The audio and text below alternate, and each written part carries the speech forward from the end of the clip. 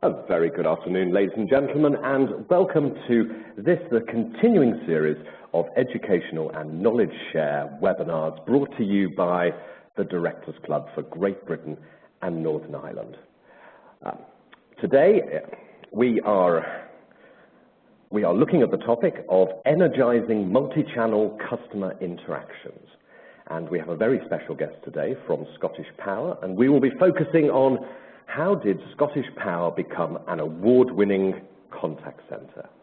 Now, today's webinar is supported by Sword Caboodle, and we're going to be joined today by Steven Thurlow from Sword, but our special guest is Richard Tasker from ScottishPower. My name's John Snow. I'm the current chair of the Directors Club, and I'm going to be moderating today's session. We're going to take something between 45 minutes and an hour today for this webinar. Now, before we start, we've got a little bit of housekeeping to cover with regards to how you can interact with the webinar today. And first of all, you can ask questions at any time during the presentations today. You don't have to wait till the end. You can ask questions whenever you feel like it. Now, to do that's very simple. On the floating toolbar, which I think will be on the right-hand side of your screen, you'll see a question mark icon. That's your Q&A icon. You just hit that, and up pops your Q&A panel window. And in the smaller lower window, you can use up to 256 characters to ask a simple or complex question, whatever you feel like. Now, we're going to try and address as many of your questions as possible at the end of the formal presentation today during the Q&A session. But never fear, if your question isn't answered, we will be inviting our special guest today to answer those directly post the event via email. So all of your questions will get answered, so feel free to ask as many questions as you like. Now, we're also going to have in our interactive presentation today some polling, and that's always a fun part of these webinars. And you will see the polling window pop up on the right-hand side of your screen today, and the polling will be a natural part of the slide presentation, so you'll know exactly when it's happening. And when the polling questions come up, you will see on your polling window the multi-choice answers as well as the question, and you just put in your choice, and there we go. So all very straightforward. If you have any issues during the presentation itself, you can use the chat function, and that comes through to myself, and I'll do my best during the presentation to answer any queries that you have, sort of things like technology, etc. So that's absolutely fine. Now, you don't have to take notes during today's webinar because we will be sending you a link to the recording post the event. So tomorrow morning we will be sending out a thank you email to you all, and you will have a link to the recording, and so therefore you can catch up on particular parts that you've missed or you'd like to revisit, or you can forward the link to your colleagues who couldn't make today's live event. You can also interact with today's event via Twitter, and we have a hashtag for this event. It is #Caboodle. And my colleagues at Sword will be on Twitter, ready to respond to any points that you raise using that method. So, without further ado, I'm going to hand you over to our guest speakers today, Steven from Sword Caboodle, and our extra special guest, Richard from ScottishPower. So. If I just say to you guys, can you hear me? You're not here with me in my office. You're up there in Scotland. So is everything okay sound-wise, Stephen and Richard? Yes, it is. Thank you very much, John. Excellent. Right. I'm just going to change the slide deck, Stephen.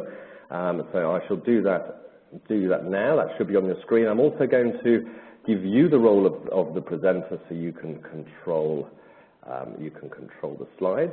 So everything should now be under your control, Stephen. So I'll hand over to you, and I'll be waiting in the wings. If you've got any issues, just shout at any point. Thanks very much, John, and thank you all to everyone in the audience for taking the time today.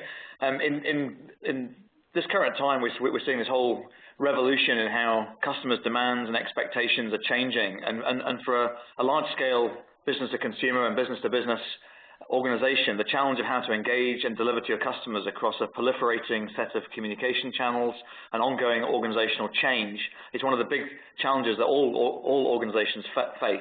And it's great to have Richard here from ScottishPower to talk through his journey. And I'm going to hand over to him really at the beginning just to let him talk through his journey, and I'll talk back at the end around how we see other organizations addressing the same challenges. So Richard, pleased to have you with us. Thanks, Stephen. So hello everybody, just a little bit of background. My name is Richard Tasker. I'm head of direct debit operations for ScottishPower. So basically I look after all our direct debit customers, which is around about 3.3 million customers.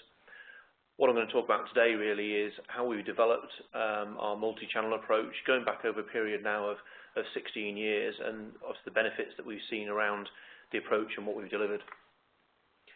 So I'll give you a little bit of background around ScottishPower and the energy retail division where I work. Then talk about how we opened up the different channels, how we proceeded with a real incremental approach around that. The aim has always been to deliver a consistent service to customers across all different touch points. Obviously new touch points such as Twitter are coming along all the time. How we're applying one solution across those multiple channels. Very importantly, what the benefits have been.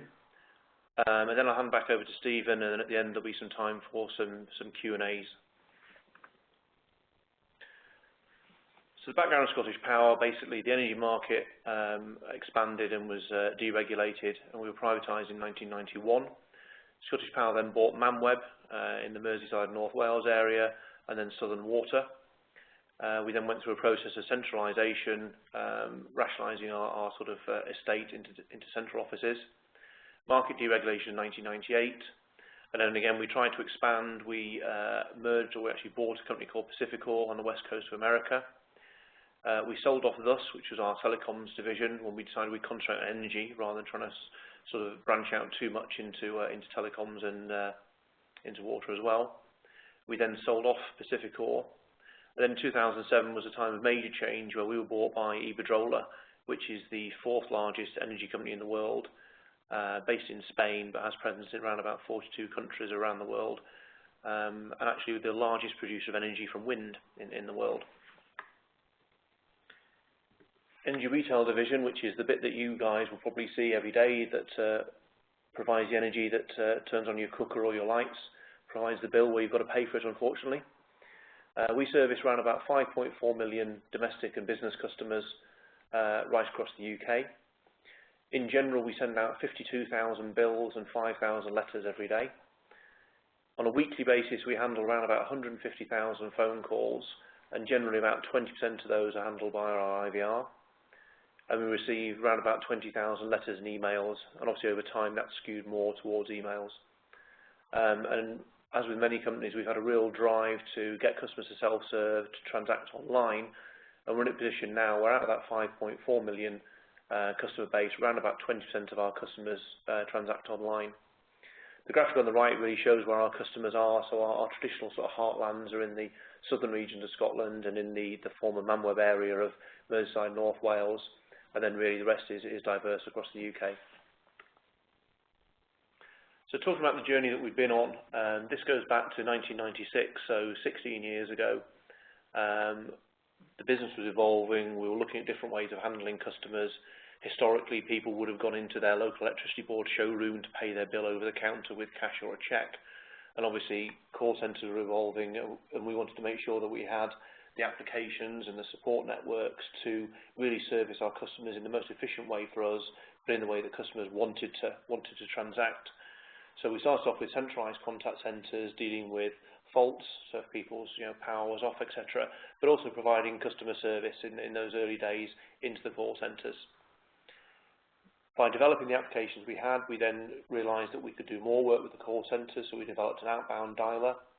We then were very, very early into web, certainly for this industry, to have a web application where customers could initially just view their accounts on the web, view aspects of their account with Scottish Power, and then we moved on to actually having our first sort of self-serve process on the website in around about 2001. To then service those customers online, we then had to develop functionality and systems to support emails. And all the time we were still trying to develop on the call center side with more work on the dialer, our IVR system, which again gives the customer a choice of how they want to contact us, choice in how we service the customer, and some very good business benefits for us. Moving forward into the sort of the early 2000s, we've developed a doorstep application for our face-to-face sales agents so that they could do a full electronic sale rather than use paper when they're actually meeting customers at their addresses.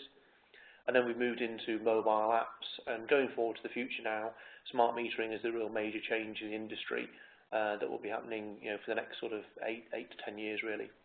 So that's the journey as we've opened up different channels. What I'd like to do now is really just put an early question out on the poll. So I've talked about how Scottish Power opened up and added new channels there, such as the mobile app, or when we went into the website first of all. But the question on the poll here is really, how do you decide to add a new support channel? Do you do it because customers request it, because you see your competitors doing it, because you've had consultants come in and give you advice, by asking your team, or just a little bit of all the above? So I think, as John said, the poll questions will appear on the right-hand side. So if you want to cast your votes now, as they say. That's great. Thanks very much. And as you see, ladies and gentlemen, on the polling panel on the right-hand side are exactly the same question and multiple choice answers. So choose the one most appropriate to you. We're going to close this poll in about 10 seconds' time. So if you can all make your choices right now, please. So how do you decide to add a new support channel? A, customer request. B, competitors do it. C, consultants' advice. D, ask my team. And E, a little bit of all of the above. So if you could cast your votes now, we shall be closing the poll in a couple of seconds. Okay, I've now closed the poll, so back over to you guys, and the results will be appearing probably in about 5 or 6 seconds' time on the right-hand side. Thanks, John. So to answer the question from a Scottish Power point of view, ours was probably a little bit of all of them, but really behind it would sit where our customers were going, what they experienced elsewhere, and a key point would be is not looking just at your competitors but at other industries, because customers experience customer service across whether it be banking, telecoms, utilities, wherever, and they compare across that. They don't just look at within your own industry. And I would say from our point of view, by the time you're looking at your competitors already doing something, you're behind the game. So from our point of view, it's to try and stay ahead. So the approach we've taken with this is a very much an incremental approach. So with each channel that we launched, we had a set of processes, and those processes would be adapted to suit the channel. In the background, we could be still carrying out the same process, the same work to produce the same result for the customer, but we would adapt the visible side to the customer, whether it be on the IVR or the web or telephony, so that it suited the channel and how the customer wanted to transact with us. And again, through what I just mentioned, by comparing cross-industry, trying to use the most advanced technology at the time, so the customer recognised that experience as being sort of leading edge rather than following. As each channel was then successfully implemented, we then look at other opportunities to build other processes into that channel.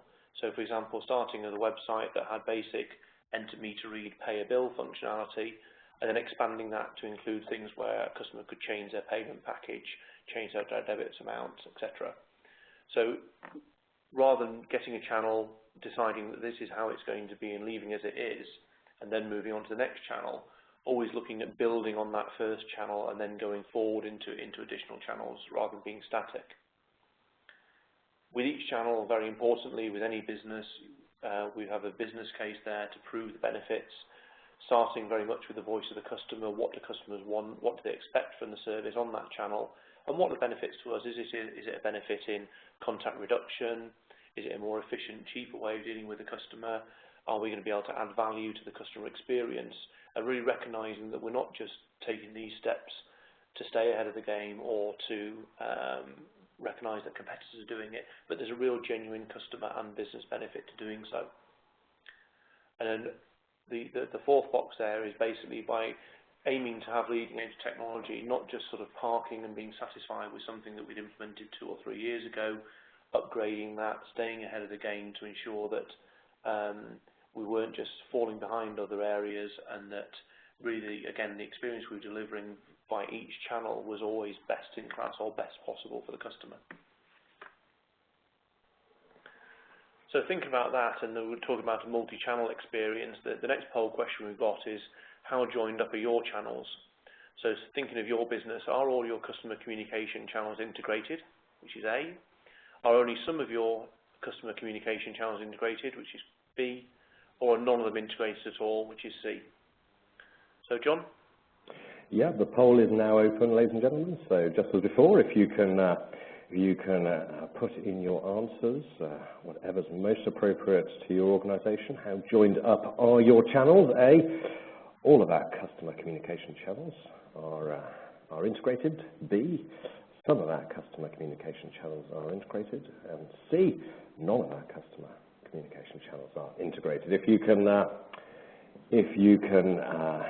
make your choices right now, we're going to be closing the poll in about 5 seconds' time. So make your choices right away if you want to participate.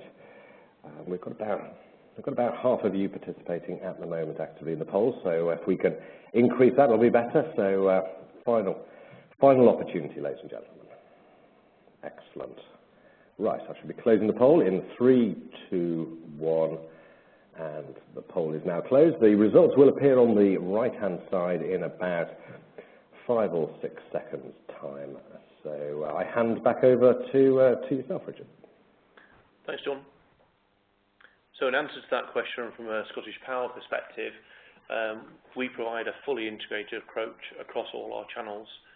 So working with Sword as a provider going back over time, we've recognised there's definite advantages in having one view of the customer, one version of processes, although it may appear different to a customer, one version across all those channels. So if a customer contacts us by email, another time they phone us, another time they complete a web form, we have total visibility and one customer interaction history across all those areas. And this is one of the key benefits, and I'll move on to benefits shortly, but one of the key benefits that we've experienced is having that one view of the customer, one view of the customer experience and their journey, means we can deliver a better customer experience. It allows our MI reporting data to be consistent, and we found real benefits in this rather than having a separate website, a separate IVR, call centres where the technology doesn't talk to each other. So that's been a real big benefit as far as we're concerned. So speaking of benefits, and again, with any business, we need to make sure that we're recognising these. Trying to split these into 3 real areas. So first of all, from an efficiency point of view, by having this multi-channel approach and integration of systems, it means that we can have process controls in place so we can measure and control exactly what experience we're giving to a customer, whether it be on a call, whether it be on the bills, on the website. We've got control around that, and we can then, as I say, report off the back of that. From a core scripting point of view, although we've probably moved away from scripting to a certain extent now, we could again ensure we're delivering a consistent customer experience by using guided processes to take agents through the experience they're giving the customer and the process through the customer on the screens. That ensures you're delivering a consistent approach on every call. Helps with your compliance, whether it be for selling or for complaints, etc. We can reduce screens. So, for example, when we've looked at some of the improvements we've made to the home mover process, we've radically reduced the amount of screens that we need to deal with when dealing with a customer that's moving property. As a result of these efficiencies, we've improved our average handling time. And in fact, what we've done in ScottishPower is instead of reducing our average handling time, we've asked our agents to effectively do more but in the same time, and they're able to do that because of the efficiencies that these systems have delivered.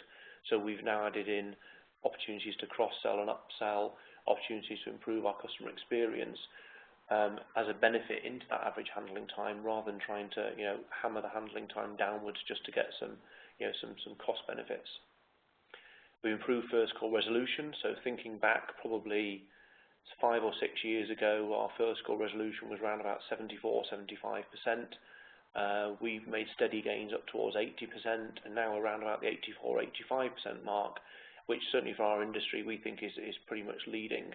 And we're constantly trying to strive to make improvements around that, which again has benefits in the customer experience, but importantly to us has benefits in reducing rework and reducing the need for a customer to call twice because we haven't resolved their query first time round.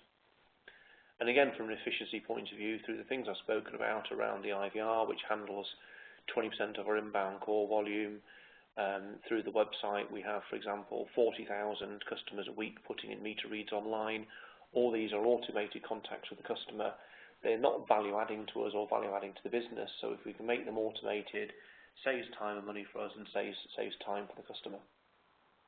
From a compliance point of view, by having the integrated systems and working that way across all channels, we can validate customers, we know who they are, we know who we're dealing with, which again is very important from a DPA point of view and a compliance point of view.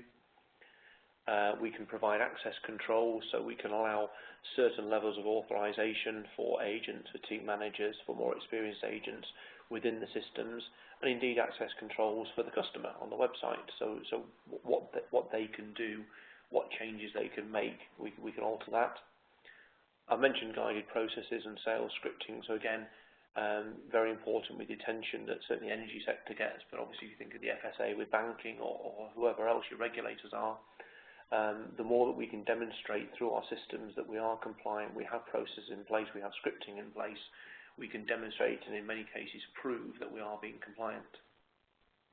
And then from a growth point of view, we work in a world where we want to at least retain our current customers, hopefully gain new customers or upsell new products to them. So we can look at sales opportunities. We can see by recognizing a customer through the systems, do we have an opportunity to upsell? Working with our marketing colleagues to look at our propensity to sell, we can push opportunities and prompt opportunities towards agents and then report off the back of that, so we know if an agent has been offered an opportunity at the end of it. And all this is happening in an automated world where we're not asking agents to complete anything. The reporting's there in the background, and then we can analyse that and improve that afterwards. We've been able to optimise our call routing. So I mentioned at the start that I'm responsible for our direct debit customers, and we deal with our customer base by how they pay. So if we recognise the call coming in as being from a direct debit customer, it comes into my centres. If it was a customer paying on a prepayment meter, it would go to a different area. And again, that allows us to develop more specialities, to provide a better experience to the customer by having specially trained agents that will deal with that customer type all the time.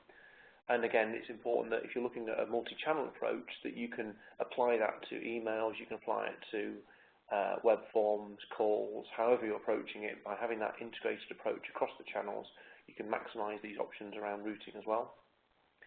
And in the background, as I said, with the reporting, both for performance management, for incentive management, for analysis of trends and developments, again, by having that single view of the customer in the background, we have total vision of what's happening by customer type, by tenure, pretty much any cut we want to take of the data. And that's, again, the real benefit of having one system that works across all these different channels, because customers may sometimes prefer to email, but that doesn't mean they're not going to phone another time. They're not going to use a web form. They're not going to use the IVR. So I think it's very important, as we have done, that we offer customers the choice of how to contact us. We can't push them to always use the email because it's the cheapest route on the website. We give them a choice of how they want to contact us, but we still deliver the same consistent customer experience. And in the background, we have the same reporting, so we can understand exactly what's happened in that transaction with the customer, whichever channel is used. So finally, on benefits, I thought I'd dig out a quote that somebody had said to me quite a while ago.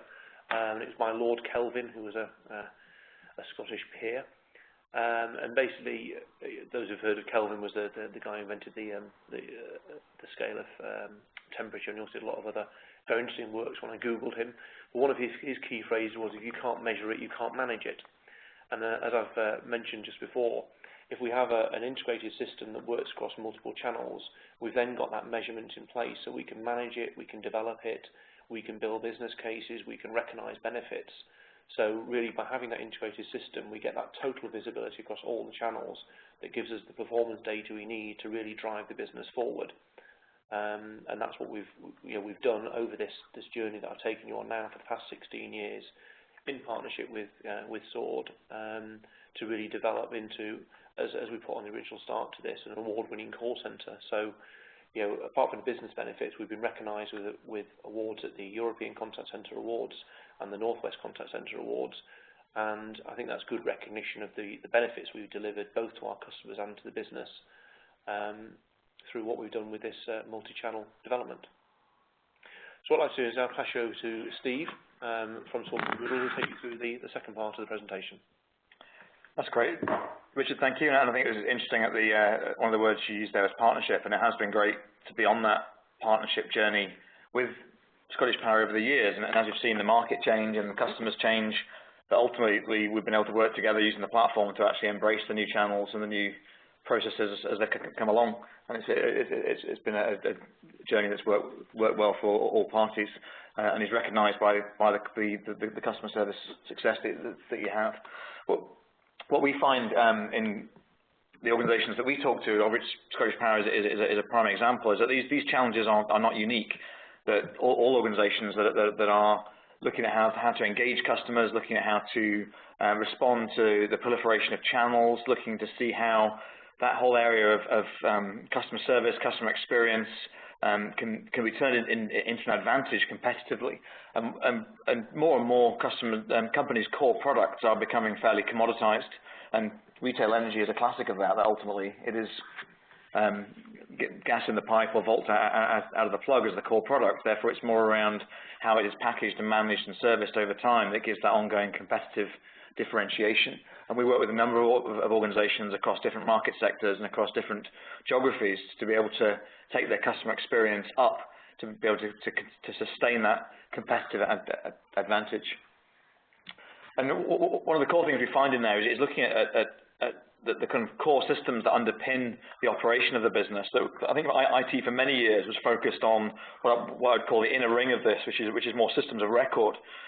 Most organizations that we meet are driven at the heart of their infrastructure by a core system that runs the business, whether it's a billing system, a provisioning system, network management, financials, and those core systems are necessary and essential to running the business. But what we've seen more and more in recent years is this focus more towards the outer edge of the organization, is saying, how do I actually change the way in which my customers, my employees, my partners can engage with the business processes and challenges that I have, and perhaps recognizing that there's a speed of change at that outer layer that is perhaps faster than at the inner layer. But looking at that model of how do I spend the energy and investment on systems of engagement rather than simply systems of record. How do I change the actual way in which the experience of my employees, customers, agents and partners works to actually transform how they see me and work with me as an organization? Which brings us on to our third poll question in here, is just understanding whether that shift is reflected in the audience, is seeing whether that focus on investment into customer engagement or systems of engagement, whether that be mobile, whether it be machine to machine, whether it be partner or customer, looking at how those systems of engagement have become more focused for investment and change, to understand that those are some of the points at which differentiation and management needs to happen. So the third poll's up there. John's already opened it, so I think you should be veterans at doing the polling now, so we'll look for a good turnout.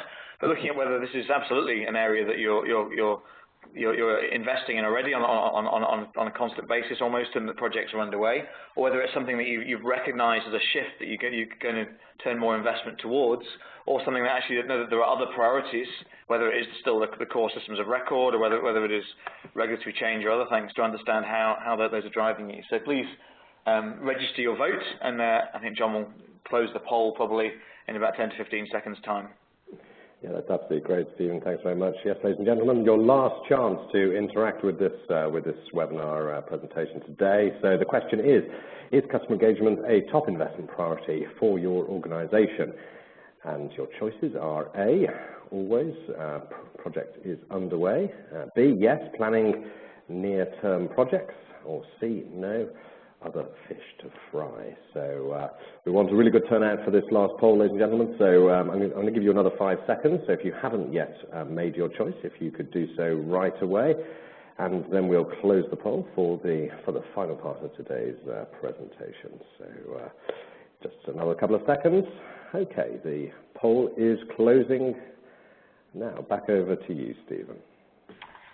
Thanks, John.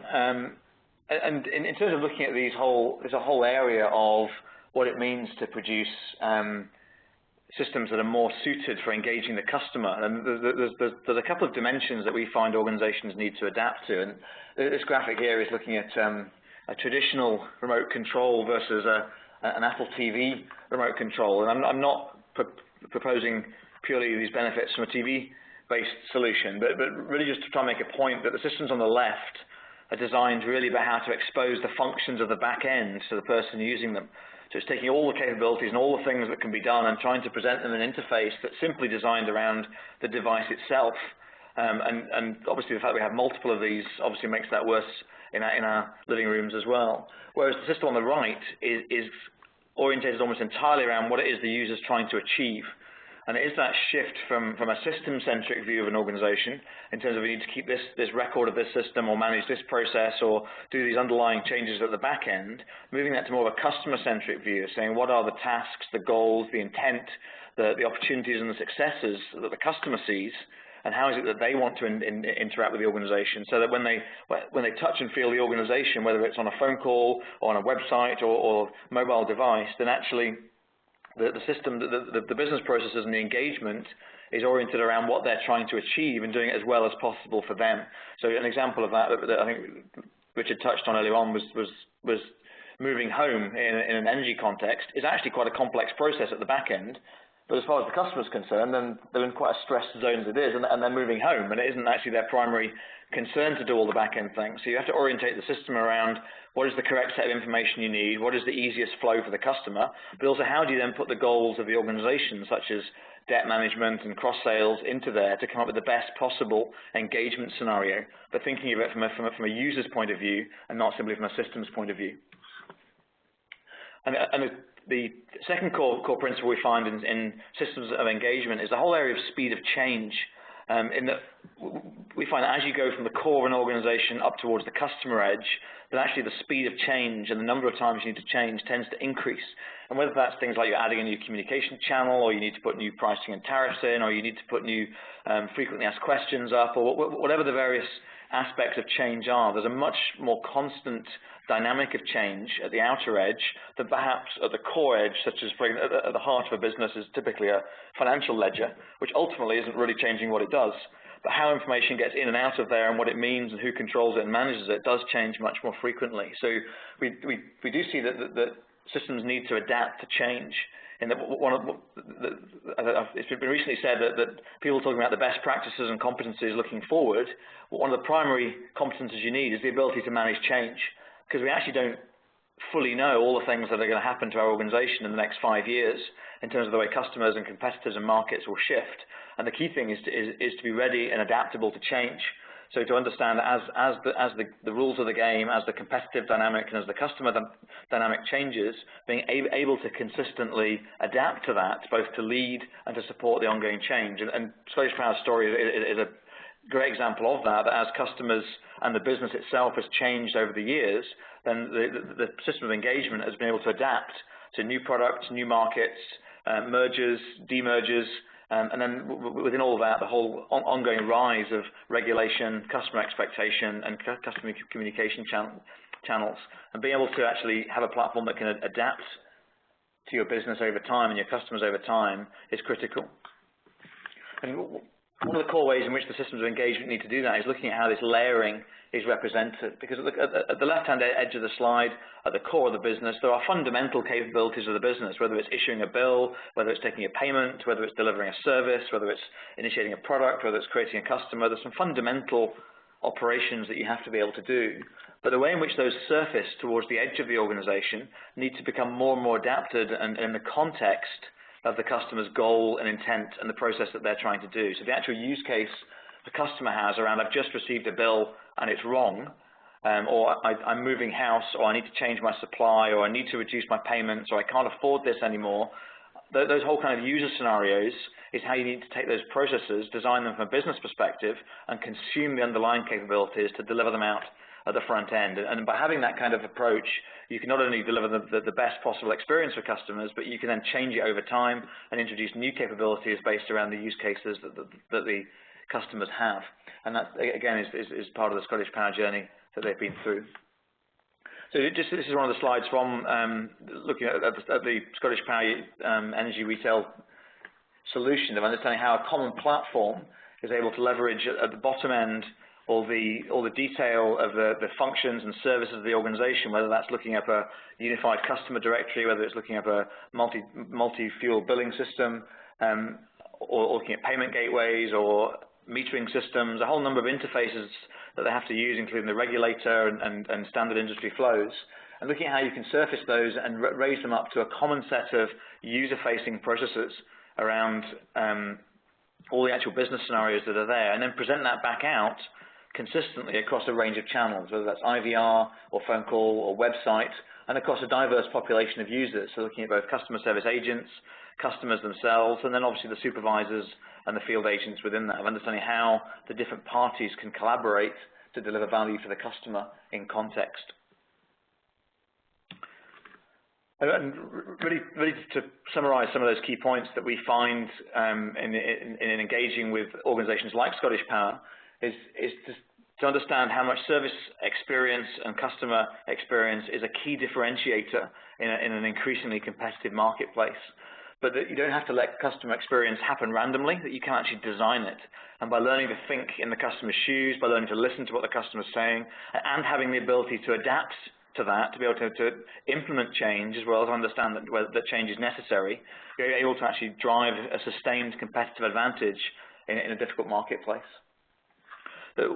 One of the things that ScottishPower's journey has shown is that all channels are important. That I think when email and the web first emerged, we were told the contact center would soon be dead. And yet our experience of the contact center is actually a very critical part of the customer service and sales infrastructure. And what we see is that firstly, customers want to choose what channel to use, and they choose it not just on the basis of demographics, but quite a rich view of context of what are they trying to achieve and where are they in their own situation. So yes, they'll use mobile apps if they happen to be in that circumstance.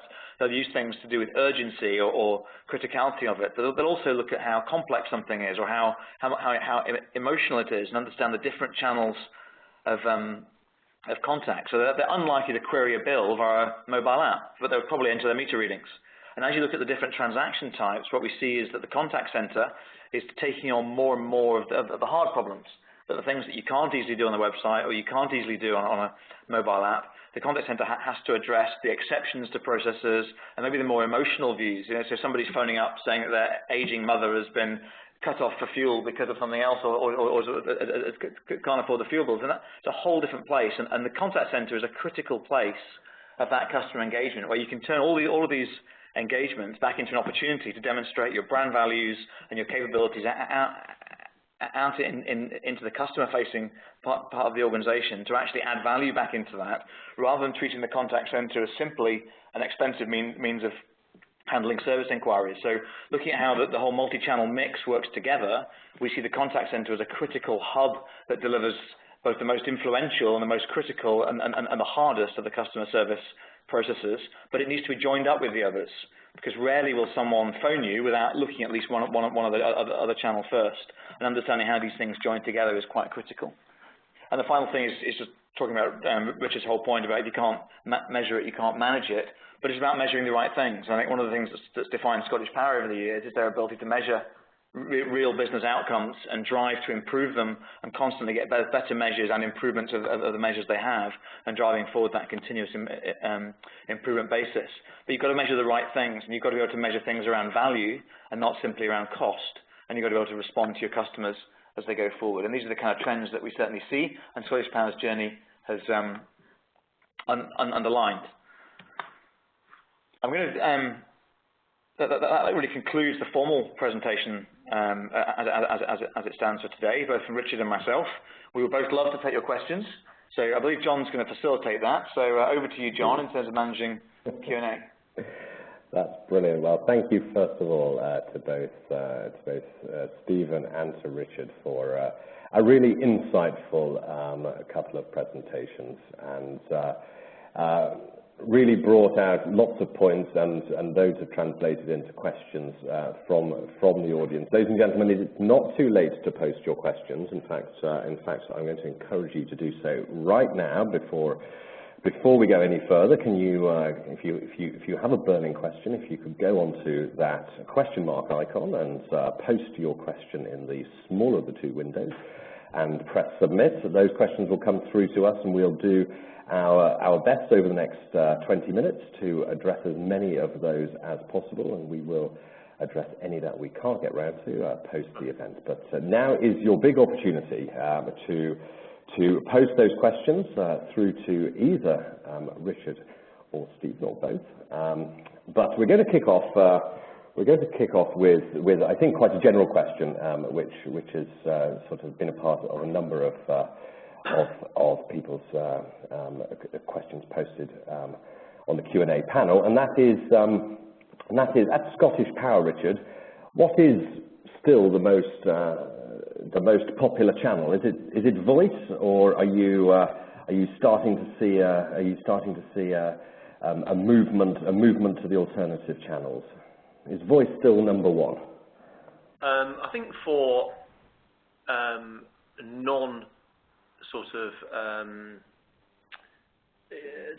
non-trivial contacts. What I'm trying to allude to is we have, as I said, 40,000 customers a week who put meter reads in. We have a lot of visits to the website. So they're all customer contact points, although they are not necessarily value adding for either the customer or for the business. So the number of hits the website gets exceeds the number of calls that we have, but then the number of calls we have still far exceeds the number of emails. So that, a website view of someone viewing a page is probably not something that the customer would want to do via an email or obviously via a phone call, but they have that opportunity to see it, and maybe they drive phone calls, or in some cases they'll get the information on the website that means they don't need to call us.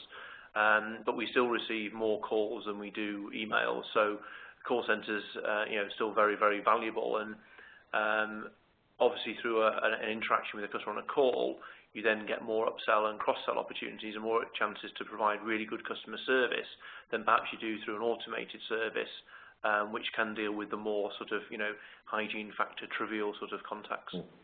And have you seen, sort of often the theory goes that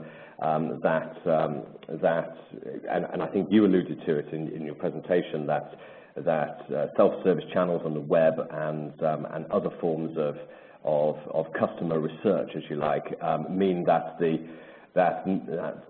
number of simple, straightforward calls into the contact center reduces, leaving you with the more complex and emotional ones. And I think you touched on the fact that was the case. Is that something that you're measuring in terms of working out that level of complexity that you're receiving? Is that something that you're measuring, and does that then have to be reflected in the skills of the agents and training and HR issues and things like that? Yes, absolutely. So it's clearly not value adding for the customer to phone up and speak to an agent just to give a meter read when they're going to have to go through an IVR or sit in a queue, or just that sheer time on the phone. So if they can put that meter read in online, on an IVR, via a mobile app, then that's probably more convenient for the customer. They can do it 24/7 rather than when call centres are open, etc. And there's really little value to the business in just receiving that meter reading for any other purpose than to obviously measure their consumption. So we have found that over time, as these more basic transactions are handled in an automated manner, that the type of call that the agents deal with is more complex, and customers are going to call you if they've got a complex issue. You can't push them away to a website and still provide good service. A lot of people want to have a conversation, to discuss their energy bill, to talk about different products that we own. So the conversations are becoming more complex and more challenging for agents, and we recognise that in our training. As I said before, in the AHT, where we haven't taken the easy option to cut back on AHT to save money, we're asking our agents to do more in that time on the call. And leading on from that, another question that's come in from the audience is: are your agents multi-skilled agents or multi-channel agents, or do they get training on specific channels? How do you work that in terms of the resourcing piece? We basically try to create centres of excellence whereby our different call centres, our different operational areas will deal with different types of customers. So as I said, I deal with direct debit customers. So my agents will know and hopefully understand the needs of a direct debit customer. They are our premium base, and I'm also responsible for our online customers. And again, our online customers have different demands and different expectations of the energy company, as opposed to our prepayment customers who have totally different experiences and different demands. So rather than trying to go for a multi-skill, jack-of-all-trades approach, we've tried to develop these centres of excellence so we provide really, really good customer service to specific groups of customers. In terms of measuring the success of your customer contact operation or your customer service operation, what are your key in-house sort of metrics of inverted commas success? Is it first contact resolution, and if so, how do you actually sort of define that, or do you have metrics around retention rates or customer satisfaction surveys? What's the play on that from a Scottish Power perspective? I mean, really, John, pretty much all of the above and more. Right. We're very data rich, and part of the benefits, as I've said, of having integrated systems that look across all contacts mean that where I suppose years ago we talked about first call resolution, we call it customer contact resolution, so we can tell if a customer's emailed and then had to call, or if they've called and then visited the web. We look at web funnels, so has a customer not been able to find the information on a web, gone to an FAQ page, then phoned, so we can look back across that journey to understand how to improve the FAQs and in fact the information on the website, so the customer wouldn't have to phone if it's a query that they could self-serve on. So that's an example of how we look across those areas. We measure retention, which again is absolutely key. It's no good giving fantastic customer service if the customer then goes and leaves us. We can pretty much manage it, measure anything that we have an interaction with. We can look at high-value customers, low-value customers, customers with their propensity to call, what channel they like to call us by. And by having that view across the different channels, we then get to really know the customer, which then can feed into marketing. Further down the path, it can feed into debt follow-up, because if you know your customer, you know their preferences, you know how they like to be dealt with, then that can influence, pretty much every business decision you make around how you deal with that customer in their lifetime with you. One thing that a couple of the audience members picked up on is turns into question: what's Scottish Power doing around social media in terms of using it as a customer interaction or customer service tool? We have a Twitter page or Twitter site. I'm not actually the most techie person myself as far as that's concerned with social media, but yeah, we have a Twitter account, and we work in that space. We also monitor where Scottish Power is mentioned on other sites. So, for example, moneysavingexpert.com, at times, I think the banks are probably getting a bit of attention now. There's been times when energy companies were all the flavour of the month or not, as far as that was concerned. So we can go in, we are permitted users on things like moneysavingexpert.com, so we'll go in and give an answer and try and satisfy that customer's query before some sort of blog runs out of control. Mm-hmm. We have our own panel it's called Tell the Energy People, so we have a panel of about 50,000 online customers who will put comments out to, blogs out to, questions out to really get that first-hand feedback from our customers. I think having seen some other companies play in that space, you've got to be engaged. Everyone's got to do it, but you've got to do it seriously and try hard. And I think there's more we can do in that space.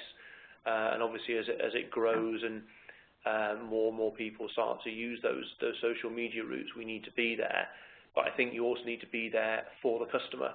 I think if you try and use it as sort of a cynical marketing channel by just putting out messages about this is our new greatest product, then customers will get switched off and won't listen to you when you have something genuine to say. Yeah, no, I think that's absolutely vitally important.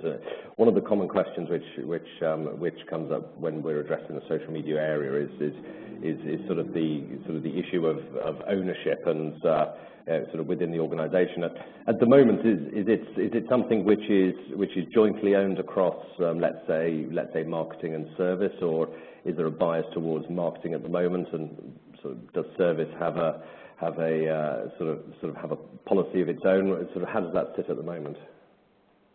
We have a digital team that sits in marketing, and from as I described it, sort of a techie point of view, they work with us on that side, and they do a lot of the work around the actual website. But the Twitter and the interaction with customers via whether it's Money Saving Expert or any other social media website is handled in service, because we are there to service the customers and to provide that service to them, rather than it be a marketing sort of environment.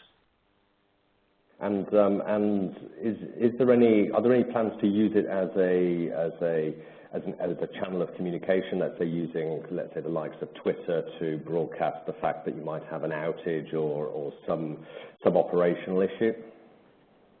It's something we've talked about, but I think we need to be very careful and responsible as an energy provider to make sure that we do look at whatever routes of contact are possible.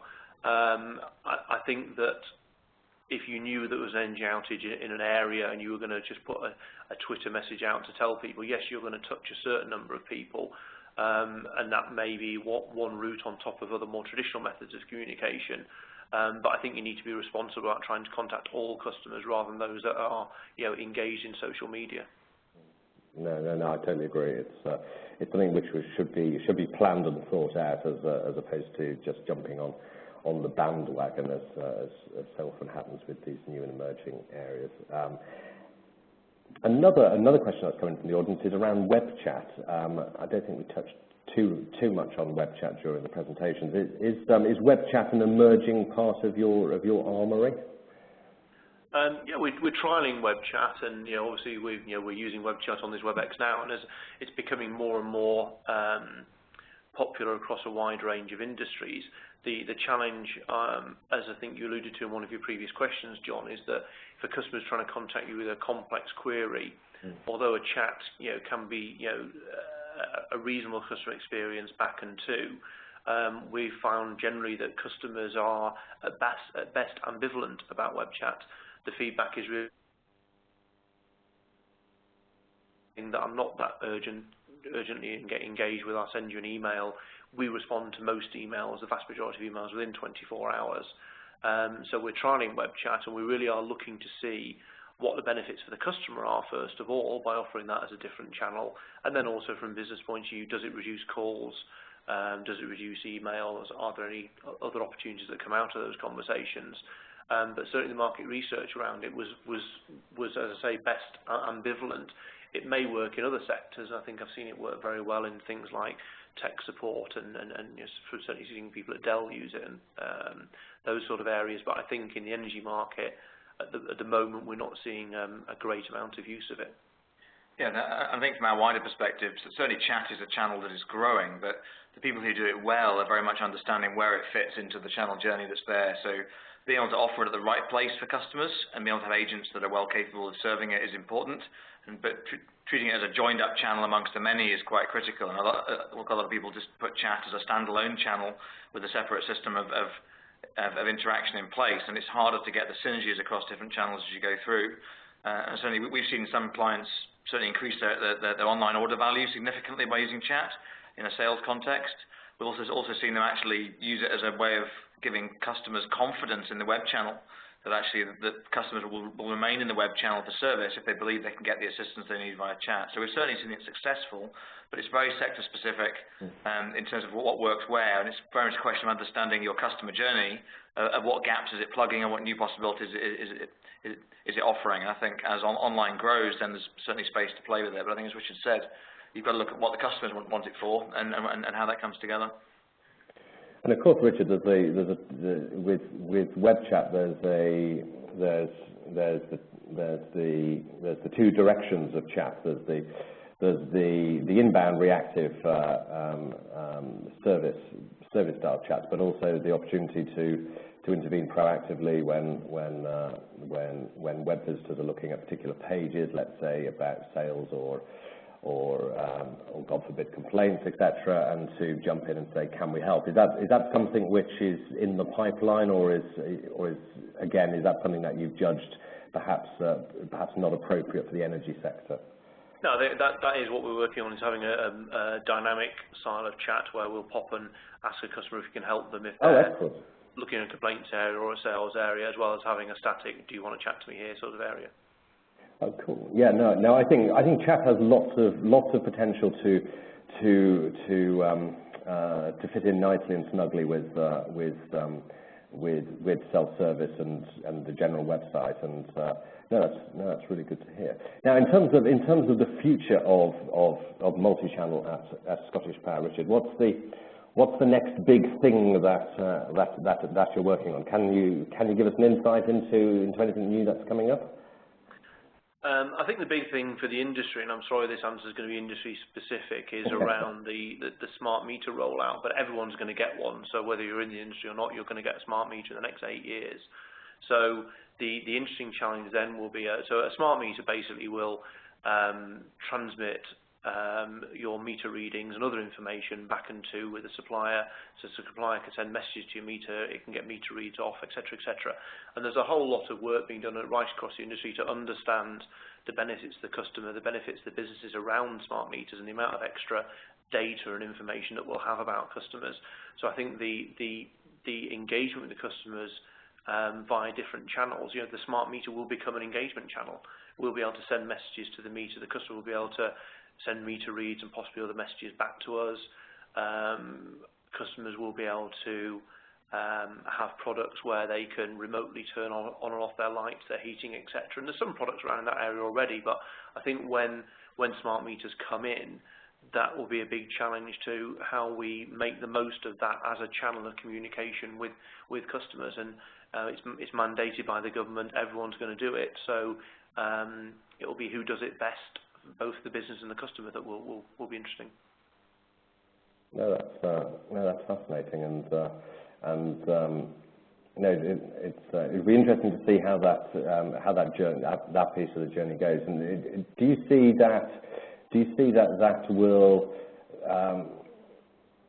obviously that's going to be in the majority of a piece of one-way communication. How will you integrate that into your sort of your communication strategy? I think that's something that's very interesting and we'll have to work on. So there's very obvious benefits around, we won't have estimated bills anymore from some of the existing automated systems we have, such as a meter reading IVR. You won't need that anymore because you'll be getting the meter readings potentially every half hour of these meters, depending on what's finally agreed and what the customer wants to effectively permit the energy companies to view. So there will be a change as far as that's concerned. From the other message, it will be really, from the outbound message from the suppliers, it's really, can we work with our customers to show them the data that we have about their consumption, for example, so they can improve their energy efficiency, using appliances at different times of day. It's really, what can we proactively offer the customer from the data that we'll get from the smart meter that will really change that relationship. And behind this is the government expecting that we'll reduce our carbon footprint, because customers will be able to see where they're spending or where they're consuming energy and reduce that. So from a supplier, we'll want to help them with that, but obviously leverage that data to possibly look at other sort of cross-selling, upselling opportunities as part of that whole customer experience and what the smart meter is going to do for the customer. Very, very interesting. Very interesting. I think we'll be keeping an eye on that. I think that's a good emerging area for us to keep an eye on. That's excellent. Right. Well, one final question, Richard, before we hit the top of the hour, is in terms of how you benchmark your success as an organisation in terms of delivering delivering service and experience to your customers. Do you benchmark yourself primarily against the other, let's say, the big 6 suppliers, or do you look at other companies in other verticals to sort of judge how you're doing and how you're progressing along your customer service journey? So how do you go about assessing success? I mean, the key measures we use to compare ourselves initially within, as you say, the big 6 in the industry is our voice of the customer surveys, net promoter score surveys, and we measure ourselves in those areas. Going wider than that, we look at things like top 50 call centres, the awards that I mentioned before. And I think, as I said in my presentation, customers don't just think I'm going to compare my service with British Gas to my service when I was with ScottishPower or E.ON or whoever it may be. They compare the service with ScottishPower to what's it like when I deal with my bank, online or offline. What's it like when I deal with my my TV provider, my mobile phone provider. And that's all an experience that those customers have. So they don't think down one necessarily industry. They'll be thinking, well, I can get this with my bank, why can't I get it with my energy company? So we do benchmark ourselves across those. Obviously, there's great differences, and nobody wakes up in the morning and thinks, wow, I'm going to phone my energy provider today because gas and electricity is so exciting, whereas they may phone Apple because they're going to buy a new product, or there's more engaging industries out there. But it's important that we take the best practices that we see across a wide range of industries and apply those that can be applied into our industry, so we're not seen as an old-fashioned industry or an old-fashioned supplier within that industry.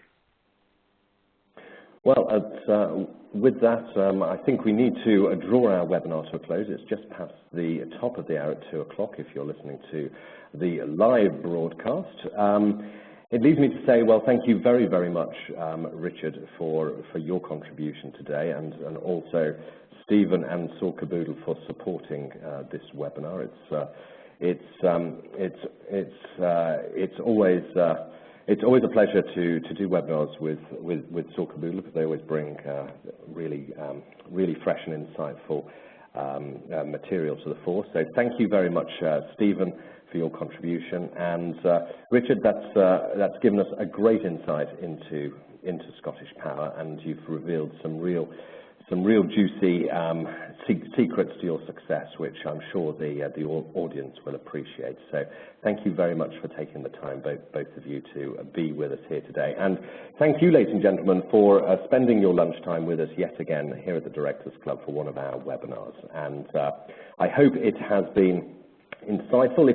If any questions come to mind which you haven't managed to post during our formal Q&A session, then you can respond to the email which I'll send out tomorrow, Friday, and that will have a link to the recording on it, so you can recap or forward to colleagues who couldn't make the live broadcast.